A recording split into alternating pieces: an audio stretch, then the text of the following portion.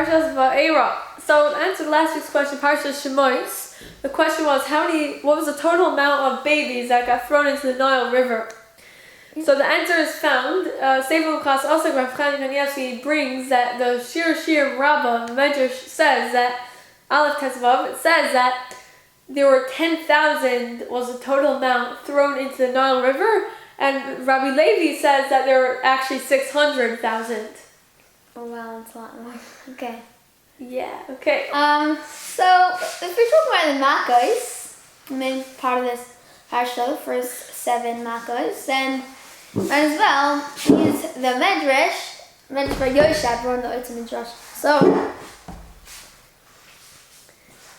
Medrash by Yosha, what is this Medrash about?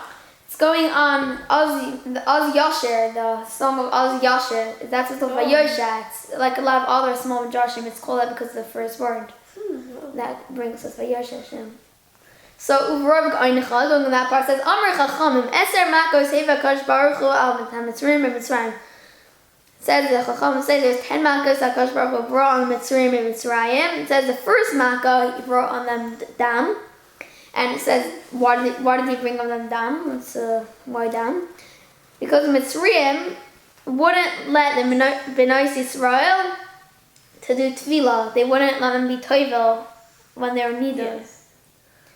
So therefore he brought on them dam. The second makkah is Padeya, because that they were coming in their like kneading bowls and their rooms where they sleep in, and they would dance in front of them, and it says makkah everyday kasha mikulam. Most people would think, okay, a bunch of frogs here and there. It was the hardest makkah. It was like the worst makkah. Oh wow. People usually think it's makkah b'chayra. That's interesting. Wow. Yeah. That's the worst. And why do you think bring them Tzifra Dam? Yeah. Because the Mitzrayim would say to Yisrael, go and catch us fish. Therefore, he brought them Tzifra Dam, and now they're aquatic, small little sharks. Oh, wow. Still Mida connected Mida. Ichimako? Yeah. Oh. Yeah. So the third Makkah was Kinim. So, in every Amma of Eretz Mitzrayim, there was full of Kinim. And when the Mitzrayim would put on new clean clothes, right away it would fill up with Kinim. And why did he bring them Kinim? Because Mitzrayim would say to Israel, go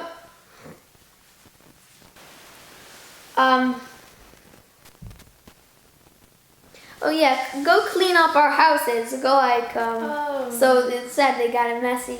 They got their houses messy. It's Kino. Interesting. Okay. The fourth makkah was Arov. Alright. It says lions, wolves, bears, and leopards.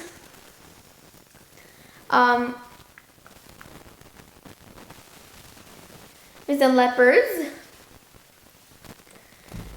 And they would come into their houses, and the Mitzrayim would close their doors. And the Kadosh Baruch Hu sent a certain chaya that lives in the sea. Its name is Sea Loini, like the sea lunas. That's the Torah's Kaihanim of Hashmini. So, and they would. And it would open up their windows and open up the doors, and then the dovim, the arm, and the royal, so the wild animals would come in and then eat the Mitzrayim. Oh wow! So why did that come though? What was it Mida connected Mida? So it says the Mitzrayim would say to Israel, "Go and catch us wild animals from the field for our circuses." Oh wow! Nice. Yeah. Therefore, he brought them Arov. So. The fifth makkah Kadosh Baruch Hu brought on them was Dever. Why did he bring them Dever? Because Mitzrayim would say to Yisrael, go and shepherd our animals. Therefore, he brought them Dever, because all their animals died. Oh. The sixth makkah Kadosh Baruch Hu brought on them was Shchin, by people and by animals. And why did he bring them Shchin? Because the Mitzrayim would say to Yisrael, go and clean up our wash houses for enjoyment. Therefore, it brought them to sin, but it was eaten up their sin. Then it's not. Therefore, them was borrowed on people and animals. And why did they bring them borrowed? Because in Mitzrayim, say to Israel, go and plow and plant grain in a field. And then borrowed them mash and the trees and You know the Malchus Parshas Vaeira, yeah. yeah. Okay. So we're getting some sneak peeks. And the Chachamim say at the exact time that Moshe lifted his hand,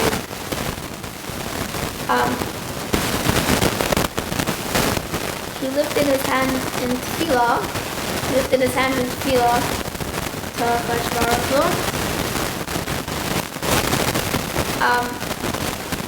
Oh yeah, the borrowed stay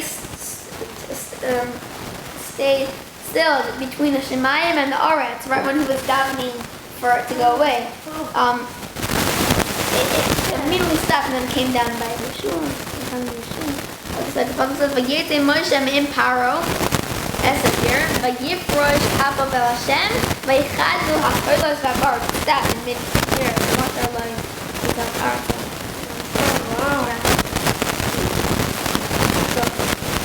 Ella, who tell them Shema Morin?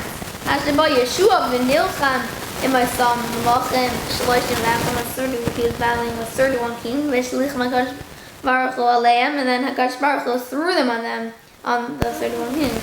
Shneimar, Yeshua Rabim Asher Mesu be'avnei haborod me'asher hargu b'nei Yisrael b'charim. Oh, yeah. Vanishar Yamtir Hakadosh Baruch Hu al Gog and Magog. Well, most people don't know this. Hakadosh Baruch Hu would bring it down like Muhammad's Gog and Magog. Oh, wow. Shenemar, as it says, V'yotza Hashem v'nilcham b'goyim ahem. And then Hakadosh Baruch Hu would go out and then he would battle with those nations. Kayoyim hilachmu b'yom karal. Oh, wow. That's where the rest are. Okay, so these are the 7 makos of Parshas Vaeira. Keep posted for Parshas Vaeira so you can see the 3 last makos. Yeah, what does the Medrash say about those? So yeah, Medrash Yosha is originally in the Beis HaMedrash, edited by Reb Aaron Yelinek, was brought to the printing houses. Reb Aaron Yelinek, and he says, he in like a page in the like original sefer, he has like Pesach. It's good to learn this medrash, which is Medrash Bar Yosha. Then it says like Shavuos, which is Shavuos is like maybe like Ma'aseh Torah, like things I have to do it. Okay. Okay, yeah. So now, so you just mentioned Malchus Orod, right? Yeah. So it says Hini Mashiach V'cha U'Molu Batei Mitzrayim Es Ha'Orod. I'll send with you and send you the mark of Orod, and the house of Mitzrayim will fill with Orod. V'gam ha'adama asher heim aleh. Perek Ches Pasuk Yud Gimel. It says Pasuk Yud Zayin. It says also the V'gam ha'adama asher heim aleh. You will fill the house of Mitzrayim and also the land that they're on it. So what does that mean? The Gra asked this question. The Gra asked this question. What does it mean? Or it will fill the houses, also the land. That's extra. Why does the Pasuk need to say this? The Torah will fill the land. They're going to their houses. They're going all the time. So he answers it. Based on what Rashi says. Rashi says, what does the word Arad mean? The word Arad doesn't mean wild animals. What does the word Arad mean? It means a mixture. Every single kind of wild animal. How the Gemara understands it. Every single kind of wild animal, every animal you can name, it was in Malchus Orod. There were snakes, scorpions. Rashi gives a few examples. So he says, if they were really every single animal, that means it must have included the Adnei Asodeh. So we know in Parshas Noach we mentioned what the Adnei Asodeh is back there. Because there's Mishnah Kalayim, Perek Ches Pasuk Mishnah Hey. it says it's called a Yedoni. When it says in the end of Parshas Kedoshim that a person shouldn't use those like witchcraft of Oivan Yedoni. Yedoni is actually that's the yeah, that's actually what it's called. So the Rav explains it that there's like a big rope coming up the ground attached by its belly button is the Yedoni, and it looks like a man, its face, hands, feet, it looks like a man, and anything that comes near it's very dangerous. It will kill and tear up anything that comes near it. So how do you kill it? They kill it by shooting arrows at that rope, the tube, until it breaks. Yeah, and once it breaks, it shrieks a loud cry and then dies right away because it cannot survive without being attached to the ground. Gory? Yeah. By the way, Parshas Vaeira says there that's actually the Ani Asoda, he says, is actually what we call an orangutan. He says an orangutan. He says it looks like a man. It has arms, long arms, all the way going straight down to its knees. You can actually train it to chop up wood, to draw water, to wear clothes like a man. You could train it to eat by a table with a spoon and a knife and a fork. You could train an orangutan to do that, it says. Oh, I saw you was talking about chin. It's called an orangutan. You could train like that, and it's found in big forests in the middle of the big forest in Central Africa, he says. That's where you find it. So anyways. Really? That's interesting. At that time, probably they used to live in Central Africa, because now they live in the Borean forests, green forests in Southeast Asia. Oh, yeah. Well, maybe it's more like a chimp. Maybe he's even talking about chin. It makes sense. Yeah. Well, chin's not such a then of course he brings the other shot that he brings from his Rebbeim that like they explain like the Rav says that's what we said. But he says like you might ask, what do you mean? Why don't you find in the science book this animal? You don't find in the science book this animal that has a cord attached to the ground that it dies when it gets caught. Like you don't find this. He says like maybe it's because in Boyaz he explains deeply explains that like he asks a few questions. Maybe he says it's like you find some old bones. They dig up old bones, old fossils, very old, very forgotten, long time ago animals. One of those ancient animals. Maybe that's one of the Ani Asodas, one of those old fossils. So yeah, that's what we don't know about it. The animal that it's orangutan, then of course. Yeah. Okay. Yeah. That was still happening. Yeah. So the Gemara isn't going with that, but the Gemara says, according to that whenever its tube gets caught, it dies. How could Hashem bring on the Mitzrayim? Rashi says, all Chayos Rois. That's what Oreg means. How did they come? How did they come into Mitzrayim's house? How did the Ani Asoda come? They cannot survive if it gets caught. Dead ones come? No. How on earth did it come? So the Gemara says the answer is these extra words. The Gam Ha'adamah Shem Eleh. The animals will come on the land that they're in. No, it means they'll come. The animals will come. Also the Gam Ha'adamah, also the earth that they're on, also the earth that the Ani Asoda are on. It comes together with a clump of earth. That's how they came. They came with a clump of earth, and like came to the Mitzrayim with that. The Gam Ha'adamah together with the ground that they're on. Oh, that's how you read the pasuk. But another way to understand is they would come on the ground, they would attack the ground, they would eat all the nutrients from the ground. So that's their way of eating. Oh, yeah. They won't actually do anything. Yeah. By the way, that's Rashi's explanation of Orov, that it means all wild animals. Rashi's own grandson, the Rashban, he explains Orov was actually only wolves. It was only wolves. It was a bunch of wolves. Yeah. He says the word Orov doesn't mean a mixture. It means like Orov from the Psukim in Tanakh. It's very interesting. It's used as wolves. We just saw the Parshas Vaeira. Orov means Namir, yeah. Maybe he didn't have it. He says it was wolves. It was a bunch of wolves. And Orov is lots of like Erev, evening, because the wolves are out in the evenings. That's what Orov means. Oh yeah.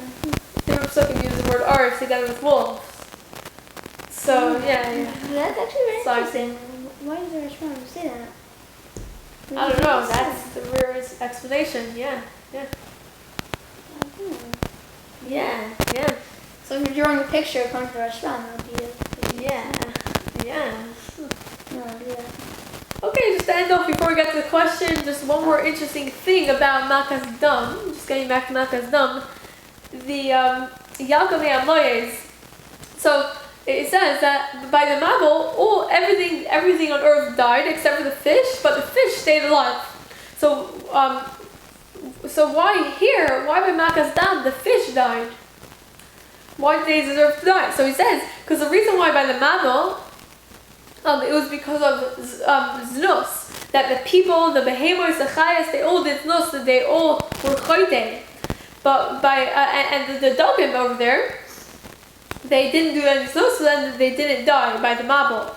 But here, even they were choyte, even the dogim were choyte by Makas Dam, because they actually ate up some of the children. They actually ate up some of the children that were thrown into the water. Thrown into the Nile. 10,000, some people say 600,000. Yeah, they ate up some of those. So because of that, they got punished that the fish died. Oh, wow. So you're reading Bechaya, Parak Zayin, Pasuk Yud Zayin. He has a different pshat that's like to prove how it's real dam, not just like a magical Moshe and Aaron are doing it from some sort of magic, making the water look red or something.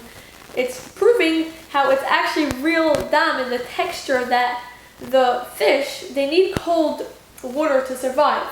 So when the water became hot by the dam, when they drank it, they died. So that's to prove that even the fish are dying. It's like actually true dam.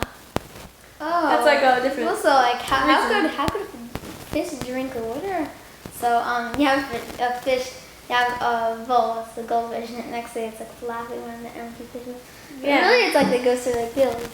Yeah. Okay, so what's the question of the week? Oh yeah, the question of the week is Lech el Paro Baboike. The pasuk says Zayin, Parak Zayin, pasuk as well, I'm sure. Lech el Paro Baboike. It's saying you should go and warn him about Makas Dam. So what day of the week was it? Okay. Thank you for listening to Torah Talk Parshas Vaeira.